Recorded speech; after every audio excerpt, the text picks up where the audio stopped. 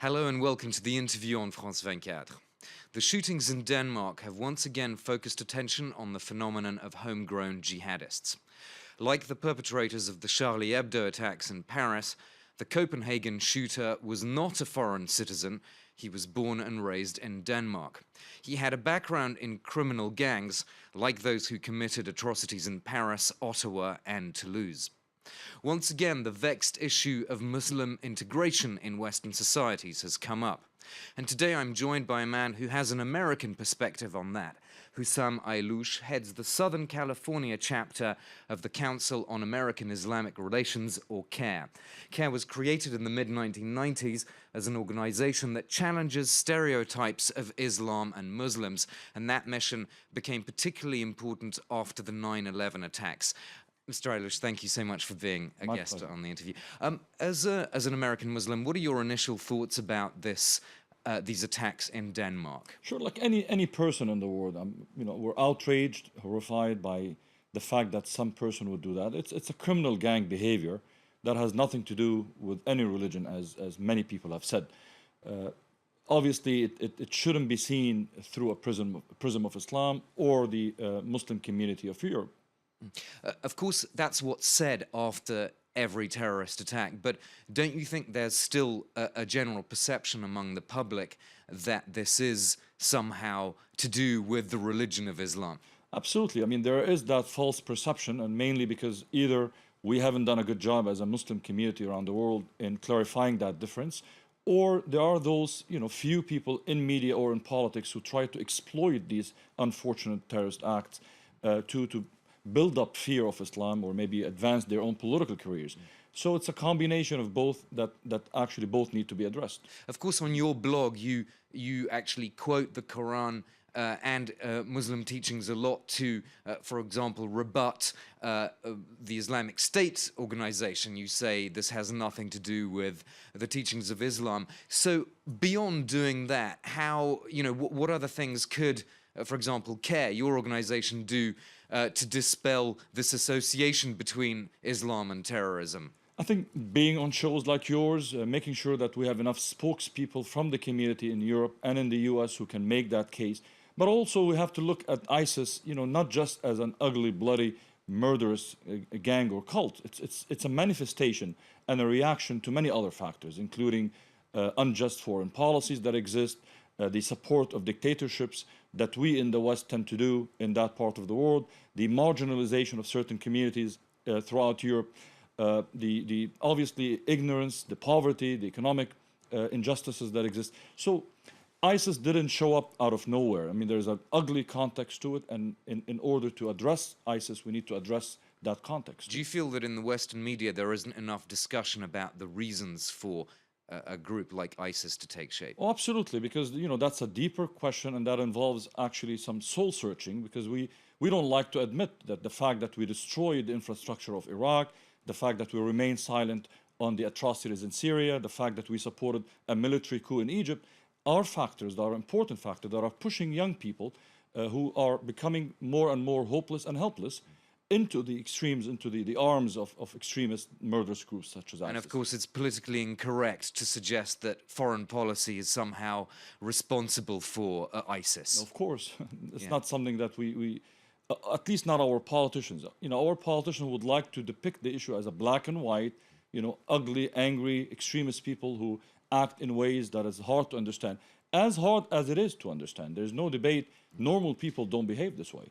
At the same time, if we took away the foreign policy factor, we would still be left with young people in Europe or in America moving away from mainstream Islam towards a radical group because psychologically it's an attractive option.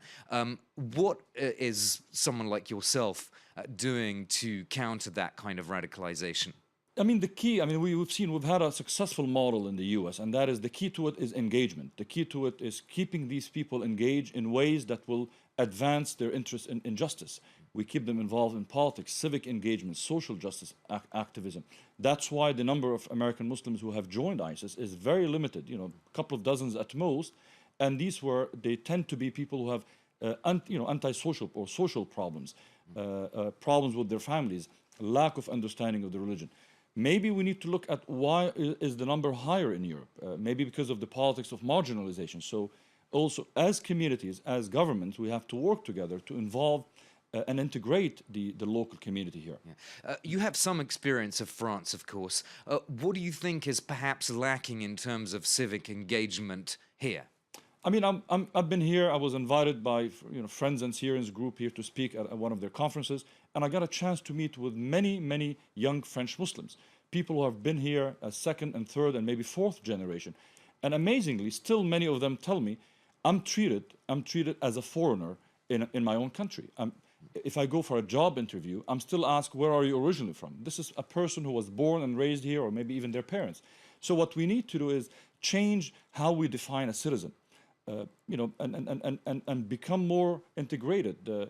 This is not a secret. There are inequalities that exist in many European countries in the way immigrants and immigrant communities are treated, and that could change when governments start implementing policies that will allow for such communities to feel at home, equal citizens in their own countries. Do you feel there's a gap, though, between people, say, of your generation and younger Muslims? We keep hearing about how people who've gone over to ISIS have really become sort of asocialized, hunkered in their bedrooms, looking at videos on the internet, etc., communicating on social media. There's a generational gap as well, isn't there? Actually, let's face it. I mean, most young Muslims in France, in the UK, throughout Europe and Sweden, are comfortable with their identity. They have no problem. They reject such extremism.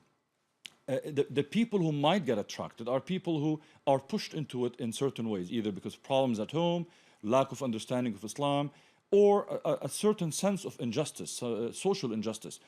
When I spoke to people and I asked them who typically are the people who have interest in ISIS, that's exactly what I heard. These are people who feel marginalized and not accepted or embraced by their own country, and they see a way to helping Syrians who are being unjustly treated, and they feel this is the way, in a romantic way, again, an Islamic State, etc., all this nonsense that ISIS keeps claiming. So civic engagement, perhaps the way forward in European countries. But when you talk to French Muslims, there's a perception, isn't there, that American Muslims have somehow made it. Do you think, in the light of everything that's happened in the US since 9/11, that's a fair assumption? I mean, it's a relativity issue. It's a relatively speaking, American Muslims are in a better position. I mean, there are many factors that exist there that allow us to integrate faster. After all, America is a nation of immigrants, so everyone can claim to be an immigrant, no matter what, unless you're Native American. So it is much easier to be accepted. Obviously, American Muslims who have joined fellow other immigrants have come there seeking degrees, educational degrees. They have a higher income than the per capita, higher degrees and education. So it was much easier for them to be seen as an equal community contributing like everybody else. In Europe, there are certain misperceptions that exist. Obviously, the gap is greater. So what we see here is obviously a success story that happened in America that could easily be replicated here in Europe. I think there's a perception also in Europe that somehow relations have settled down between American Muslims and non-Muslims after those initial tensions in the months after the 9/11 attacks. Is that true, or are there still significant problems? In a strange way, after the terrorist attacks of 9/11, actually most people in America did not blame Islam or Muslims. It is only after the Islamophobia industry started producing material that blame Islam or Muslims for those attacks, that the gap started growing between American Muslims and their fellow Americans. Now it had peaked at a certain point where we see anywhere from 55 to 60% of the public in America having unfavorable views about Islam. But the country is polarized. As we have the ugly voices that promote hatred and division, we also hear some sane voices, starting from the president all the way down to activists, church leaders, rabbis, reassuring Americans that this is not a war against Islam. This is a war where all of us together are fighting extremists and intolerance, also coming in all shapes and colors, not only from the Muslim community. I understand. I want to ask you about one particular event, and that is the shootings in North Carolina, in Chapel Hill, North Carolina, in which 3 Muslims were murdered. Now, I should stress at this point that police are still trying to determine whether hate played a part in that crime. But nonetheless, you've said that this could be a turning point.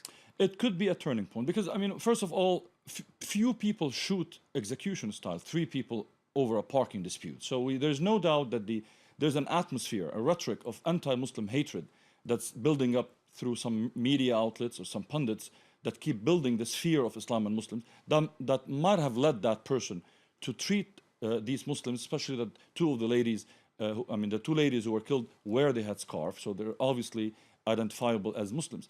So it could be a turning point because one, it's not only the American Muslim community that realizes that Islamophobia is a threat, is a bad thing. It's not just about not feeling comfortable. It's actually could lead to violence.